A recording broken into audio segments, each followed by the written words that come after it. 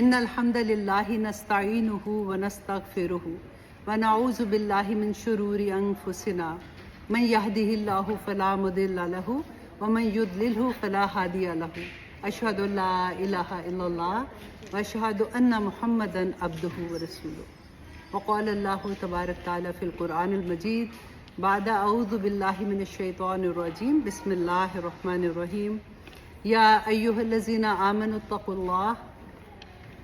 اتقوا الله حق تقاته ولا تموتن إلا وأنتم مسلمون۔ میں نے ابھی آپ لوگوں کے سامنے ایک چھوٹی سی آیا پڑھی ہے، اور یہ آیا جو میں نے ابھی آپ لوگوں کے سامنے پڑھی، یہ آپ لوگوں نے بے انتہا دفعہ سنی ہے۔ الحمدللہ ہم میں سے زیادہ تر لوگ شادی شدہ یہاں پہ ہیں، انشاءاللہ یہ بھی بڑی جلدی سنے گی۔ تو آپ لوگوں کو یاد ہے کہ یہ آیا کب آپ نے سنی تھی؟ بہت دفعہ سنی ہے، نہیں یاد ہے؟ کوئی بات نہیں، ہمیں اکثر بھول جاتا ہے۔ یہ ہم اپنے نکاح کے خطبے میں سنتے ہیں، رائٹ؟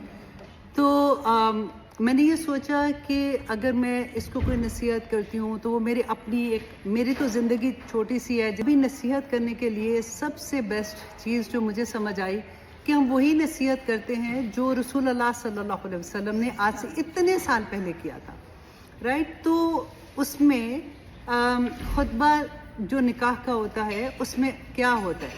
آپ کو پتہ ہے ہم سب کے نکاح پہ وہی خطبہ جو اس زمانے میں رسول اللہ صلی اللہ علیہ وسلم نے نصیحتیں کی تھی، آج بھی وہی خطبہ رپیٹ کیا جاتا ہے۔ رسول اللہ صلی اللہ علیہ وسلم نے پورے قرآن میں سے صرف 3 صورتوں میں سے 4 آیات پک کیے ہیں، اور 4 آیات میں دولہا اور دلہن کو نصیحت کی ہے کہ اس نے جو نیا گھر اب بنانا ہے اس میں ان کو کس چیز کا خیال رکھنا چاہیے۔ اینڈ ون مور تھنگ، آپ اور امیزڈ ہوں گے کہ ان 3 آیات میں 4 مرتبہ اتقوا اللہ کا لفظ ہے۔ مین جو چیز رسول اللہ نے دولہا دلہن کو کہی کہ بیٹا اللہ سے ڈرتے رہنا، اللہ کا تقوی اختیار کرتے رہنا۔ اور تقوی کیا ہوتا ہے؟ حضرت عمر نے ابی بن کعب سے پوچھا تھا کہ ابھی تم مجھے بتاؤ کہ تقوی کیا ہے تمہارے خیال میں؟ تو انہوں نے جب بتایا، انہوں نے کہا کہ تقوی یہ ہے جیسے دنیا ہے نا، کہ ایک راہداری ہے، کسی پہ چل رہے ہیں اور اس کے دونوں طرف کانٹے دار جھاڑی ہیں، اور ہم اس راستے سے کیسے گزریں گے؟ وہ بالکل یہ دنیا ہے، اور یہ کانٹے دار جھاڑیاں دنیا کی جو ہمیں مزہ آ رہا ہوتا ہے، جو چیزیں اللہ سبحانہ تعالیٰ نے آزمائش کے لیے بھی رکھی ہوئی ہیں، پوری دنیا کی جو چیزیں ہیں نا وہ ایسی ہیں۔ تو اس نے کہا کہ آپ کیسے چلو گے؟ تو حضرت عمر نے کہا کہ آف کورس اپنے آپ کو سنبھال کے، اپنے آپ کو بچا کے چلیں گے۔ تو انہوں نے کہا بس یہی تقویٰ ہے۔ لیکن آپ یہ دیکھیں کہ شادی کے موقع پر صرف اتنا زیادہ تقویٰ پہ زور کیوں ہے؟ کیونکہ اب بیٹی جو ہے اب پہلے ماں باپ کے گھر میں ہے، اب ایک پوری نئی زندگی۔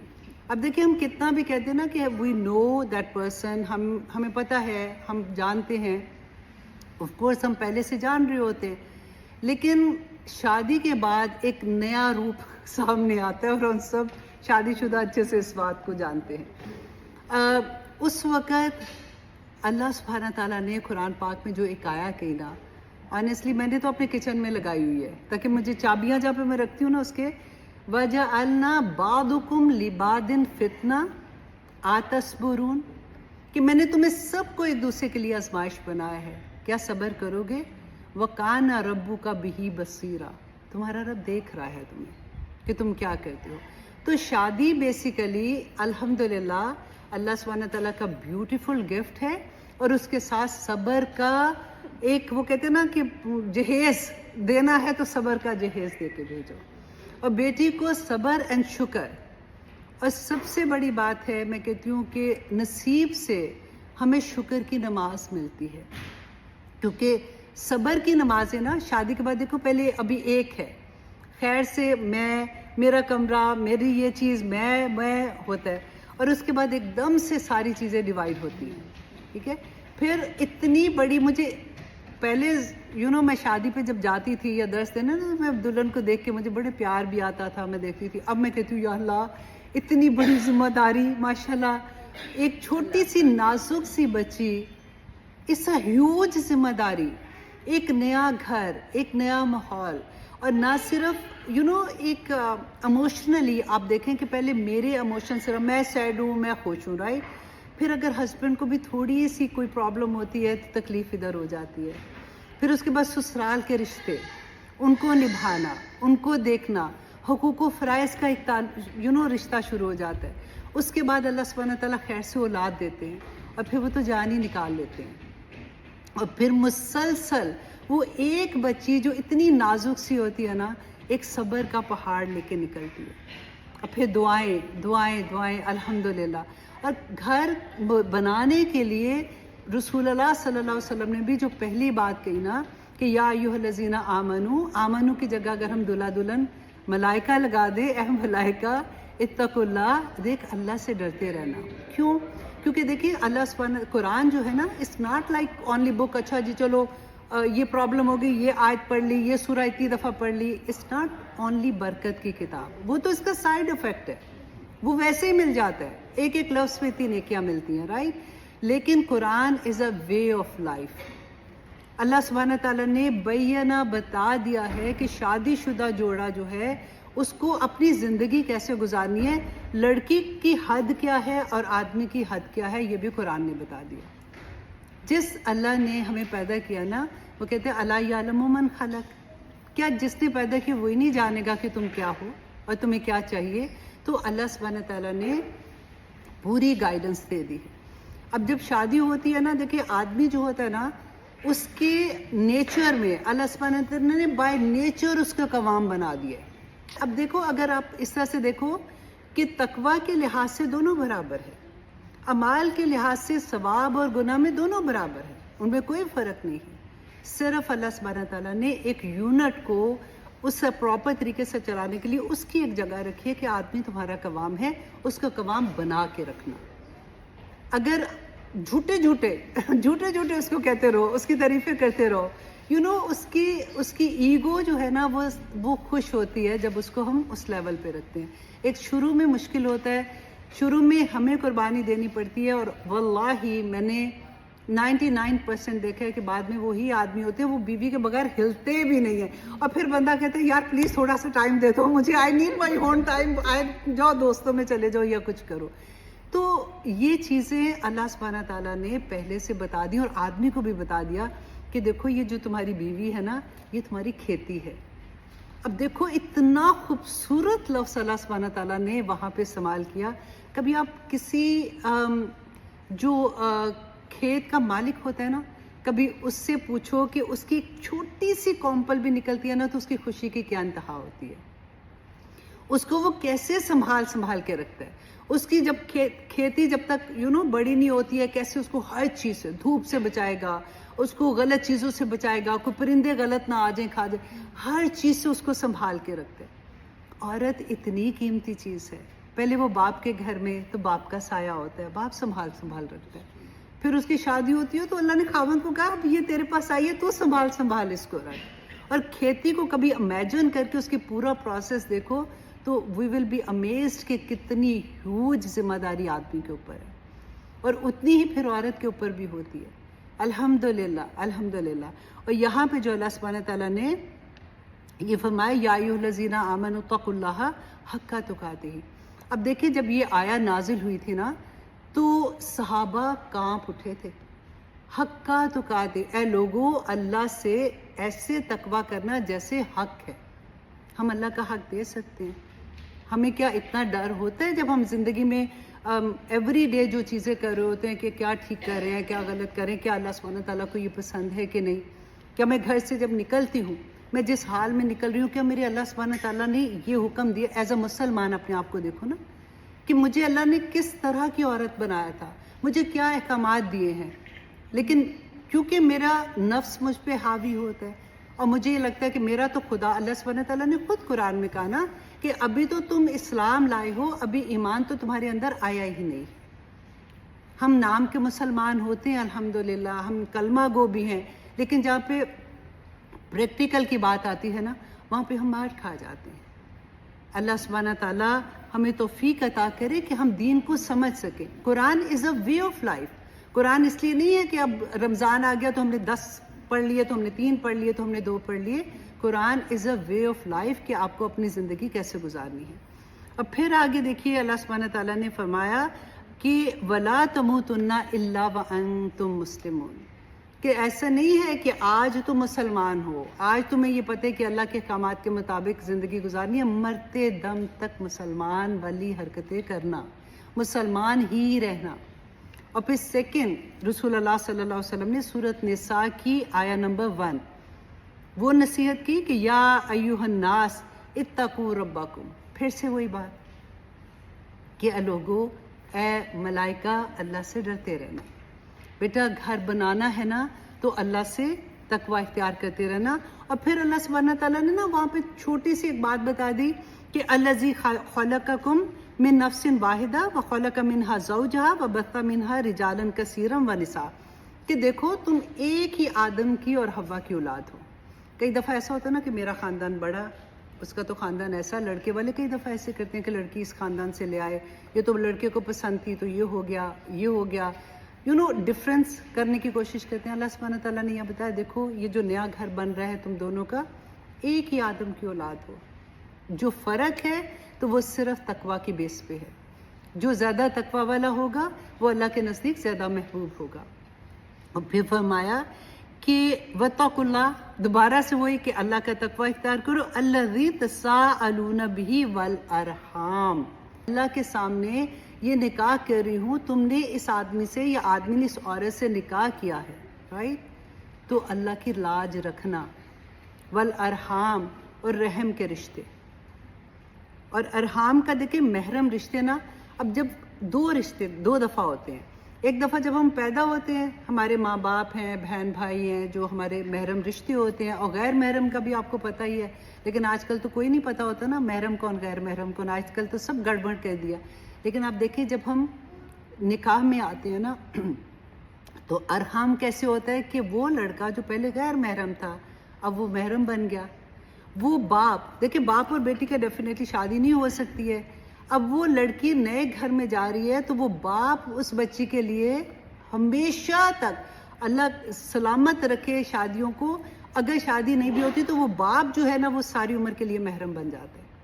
اگر بیٹی کی شادی ہے تو داماد کے لیے وہ ماں جو ہے لڑکی کی وہ محرم بن جاتی ہے. تو نئے رشتے جو محرم والے رشتے ہیں نا وہ قائم ہو رہے ہوتے ہیں. اس لیے کہتے ہیں کہ آنے والی بچی کو بیٹی کی طرح سمجھو، اور بیٹی کو کہا جاتا ہے کہ ان کو بھی اپنے ماں باپ کی طرح سمجھو. آج کل نیا میڈیا میں آنا شروع ہو گیا نا کہ نہیں اپنا کوئی نہیں، یہ نہیں ہے وہ نہیں ہے. قرآن کیا کہہ رہا ہے یار، سوچو تو صحیح. اب باہر پھینکو، شادی ہوئی ہے تو ماں باپ کو باہر پھینک دو، ٹھیک ہے. لیکن پھر آگے دیکھیے اللہ سبحانہ تعالیٰ فرماتے ہیں ان اللہ کان علیکم رقیبا، اے لوگو اللہ تمہیں دیکھ رہا ہے، تمہارا نگران ہے، تم ایسے نہیں چھوڑا ہوا، تم جو کچھ کر رہے ہو یہ کرامن کاتبین ایک ایک چیز لکھ رہے ہیں. اور اب اس کے بعد سورۃ احزاب کی 2 آیات تھی، اوپر نیچے 70 اور 71. 70 نصیحت تھی اور اس کے بعد پوری نصیحتیں جو کی تھی نا اس کا رزلٹ رسول اللہ صلی اللہ علیہ وسلم نے بتا دیا کہ اگر تم یہ سارا کچھ کرو گے نا تو پھر تمہیں کیا حاصل ہوگا. اب آیہ نمبر 70 میں رسول اللہ نے فرمایا یا ایھا الذین آمنو، اے لوگو جو ایمان لائے ہو، اتقوا اللہ. پھر سے وہی بات کہ اللہ کا تقوی اختیار کرنا. وقولوا قولا سدیدا، زبان اس کا دھیان سے استعمال کرنا. اب کئی دفعہ ہم کہتے ہیں کہ میں نے تو کچھ کہا ہی نہیں تھا، ان کو آگے سے میں نے جواب ہی نہیں دیا تھا، لیکن سر سے پاؤں تک نا دھڑ دھڑ پتہ چل رہا ہوتا ہے، منہ سے بھی پتہ چلتا ہے، باڈی لینگویج سے بھی پتہ چلتا ہے کہ دفعہ جو ڈونٹ ڈو دس یہ وہ. لیکن جو حضرت ابو بکر صدیق نا ایک دفعہ بیٹھے ہوئے تھے تو اپنی زبان کو نا دانتوں میں دبا رہے تھے زور زور سے. صحابہ بیٹھے تھے، انہوں نے کہا کہ آپ یہ کیا کہہ رہے ہیں؟ تو انہوں نے کہا کہ اگر یہ سیدھی رہے گی نا تو میرے لیے جنت کا راستہ آسان ہو جائے گا، یہ ٹیڑھی ہو گئی نا تو میرا سب کچھ ہی لے جائے گی. تو زبان کا استعمال دیکھیں، اتقوا اللہ اتقوا اللہ اتقوا اللہ، اور پھر آگے کی زبان سیدھی رکھنا، بات ٹھیک کرنا. اور اس کے بعد فرمایا کیا کہ اگر تم یہ ساری چیزیں کرتے ہو تو ملے گا کیا کہ اللہ سبحانہ تعالیٰ یصلح لکم، کہ تمہارے لیے وہ کر دے گا، اصلاح کر دے گا اعمالکم، تمہاری دنیا جو تم نے کریٹ کرنے جا رہے ہو نا، اللہ سبحانہ تعالیٰ خود ہی سے سب کچھ ٹھیک کر دے گا. اس کے بغیر تو کچھ ہوتا نہیں ہے نا. تو اللہ سبحانہ تعالیٰ یہ گفٹ دے رہے ہیں کہ اللہ تمہارے لیے تمہارا گھر کی سب چیزیں ٹھیک کر دے گا. وَيَغْفِرْ لَكُمْ، تمہیں معاف بھی کر دے گا. کیونکہ انسان ہے، چھوٹی چھوٹی غلطیاں ہوتی رہتی ہیں. اللہ سبحانہ تعالیٰ کو ناراض کرنے والی کوئی چیزیں کر بھی لیں گے، اللہ سبحانہ تعالیٰ فرماتے ہیں وہ بھی اللہ سبحانہ تعالیٰ معاف کر دیں گے. ذُنُوبَكُمْ، تمہارے گناہوں کو بھی معاف کر دیں گے. وَمَن يُطِيعِ اللَّهَ، جو اللہ کا تقوی اختیار کرتا ہے نا، وَرَسُولَهُ، اور رسول اللہ صلی اللہ علیہ وسلم کی پیروی کرتا ہے، جو اللہ اور اس کے رسول کے حکم کے مطابق اپنی زندگی گزارتا ہے، فَقَدْ فَازَ فَوْزًا عَظِيمًا، تو یہ بڑی کامیابی ہے. دنیا میں جو ہم کامیابیاں دیکھتے ہیں نا کہ یہ لیول، یہ وہ لیول، لیکن اللہ کے نزدیک کون کامیاب ہے؟ جو اللہ کا تقوی اختیار کرتا ہے. اور اب تقوی کے بارے میں ایک چھوٹی سی میں ایک آپ کو اور قرآن ہی کی آیت سنا دیتی ہوں کہ اللہ سبحانہ تعالیٰ فرماتے ہیں نا کہ تقوی جو اختیار کرے گا اس کو کیا ملے گا. وَمَن يَتَّقِ اللَّهَ، جو اللہ کا تقوی اختیار کرتا ہے نا، يَجْعَلْ لَهُ مَخْرَجًا، تو اللہ سبحانہ تعالیٰ اس کے کسی بھی مشکل میں وہ پھنسے گا نا، کبھی بھی پریشانی ہوگی، اللہ سنبھال لے گا، اللہ راستے نکال لے گا. ہم پریشان ہوتے ہیں نا، دعائیں قبول نہیں ہو رہی، یا اللہ بچے، یا اللہ یہ، یا اللہ خامند، یا اللہ گھر، یا اللہ یہ. اللہ سبحانہ تعالیٰ کا وعدہ ہے اور اللہ اپنے وعدوں کے سچے ہیں کہ اللہ سبحانہ تعالیٰ راستہ نکال دے گا. وَيَرْزُقُهُ، اور وہ رزق دے گا، مَنْ حَيْثُ لَا يَحْتَسِبُ، ایسی جگہوں سے تمہیں رزق ملے گا تم گمان بھی نہیں کر سکتے.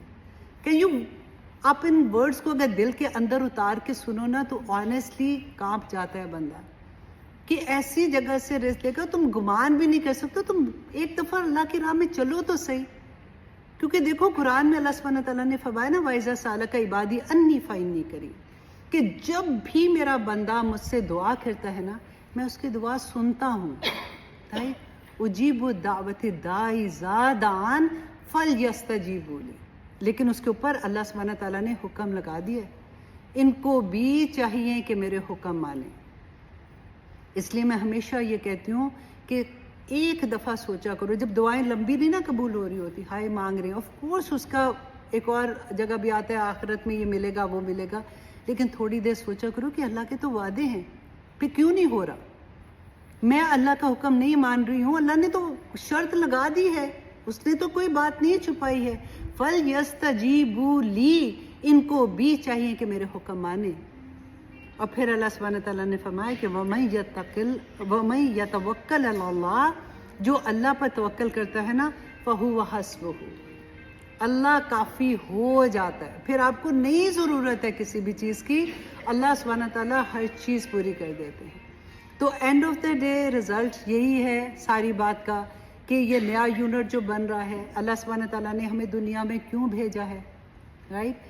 اور اگر ہم تھوڑی دیر کے لیے اس بات کو سوچیں تو ہم بڑی کلیئرلی سمجھ آتے ہیں اس بات کو کہ یہاں پہ ہمیں جو 60 70 80 سال کی زندگی ملی ہے نا، وہ ہمارے اگلے گھر کی تیاری کے لیے ملی ہے. اور اگلے گھر میں جب ہم نے جانا ہے، کوئی اینٹ گارا، اس کی ڈیکوریشن ہمارے اعمال ہیں. اگر ہمارے اعمال ساتھ نہیں جائیں گے، اینٹیں بھی کوئی نہیں ساتھ جائیں گی. تو یہ دنیا، اللہ سبحانہ تعالیٰ کہتے ہیں یہ دھوکہ ہے. یہاں پہ اولاد اور ساری چیزیں اللہ نے خود قرآن میں کہہ دیا کہ سب دھوکہ ہے. اللہ نے تمہیں یہ نعمتیں عطا کی ہیں تاکہ تم انجوائے کرو اور اللہ کے راستے میں بڑھو آگے. تم دیکھو کہ تمہیں اللہ سبحانہ تعالیٰ نے کس مقصد کے لیے بھیجا ہے. اور اگر آپ سوچو اللہ کی نافرمانی کر کر کے پھر 5 وقت کی نماز پڑھ لیں یا تہجدوں میں اٹھ جائیں اور دعا میں روتے رہیں گے، اب مجھے بتاؤ کہ آپ خود ماں ہوں، آپ کا بچہ آپ کے منہ پہ بدتمیزیاں کر رہا ہے، آپ کی بات نہیں مان رہا، آپ کو پتہ ہے بیٹا ایسے تم گھر میں اس حالت میں نہیں آ سکتے، میرے گھر کا یہ طریقہ نہیں ہے، وہ پھر بھی اسی حالت میں آپ کے گھر میں ہر دفعہ آتا ہے اور آپ کو پھر اس کے بعد آپ کے گلے بھی لگائے گا، تو آپ کیا کرو گے؟ اللہ سبحانہ تعالیٰ یہ دھوکے میں نہ رہیے گا کہ اللہ رحیم ہے کریم ہے، اللہ نے معاف کر دینا. خدا کی قسم اللہ نے پورے قرآن میں ایسا کوئی وعدہ نہیں کیا ہوا. 30th پارہ پڑھ کے دیکھو، پاؤں کے نیچے سے زمین نکل جاتی ہے، جس میں اللہ سبحانہ تعالیٰ نے خود ہی سے بیان کیا ہے کہ جو منافق ہوتے ہیں، منافق کیا ہوتا ہے پتہ ہے نا آپ کو؟ ٹھیک ہے. منافق جو ہے جو کہتے ہیں منہ سے کہ ہم مسلمان ہیں اور عمل بالکل فرق ہے, اللہ سبحانہ تعالیٰ فرماتے ہیں وہ دوزخ میں درک میں ہوں گے, جو آخری درجہ ہے جسے دوزخ بھی پناہ مانگتی ہے. تو ٹرائی ٹو انڈرسٹینڈ کہ why you are in this world. یہ تھوڑی سے سال ہیں, اب تو ویسے بھی گھٹنے شٹنے ہمارے ختم ہو رہے ہیں. ٹرائی ٹو انڈرسٹینڈ کہ ہماری زندگیاں آگے جو ہے نا وہ اس طرح کی اللہ کی راہ میں جانے والی ہوں, اللہ کو راضی کرنے والی ہوں.